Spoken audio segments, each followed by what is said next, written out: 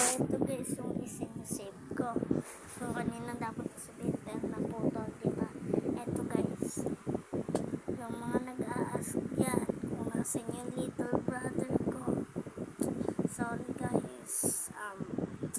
May nangyari sa kanyang nanay. Sa little brother ko.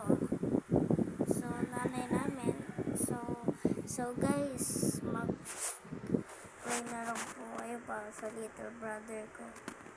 Hindi mo na po siya magpapakita lang sa mga video ko. Pag nagbalik po siya, promise guys, magbabalik siya dito sa camera na to. Nandito siya, oh. Dito siya magbablog kami dyan. Promise ko sa inyo yan. Promise yan.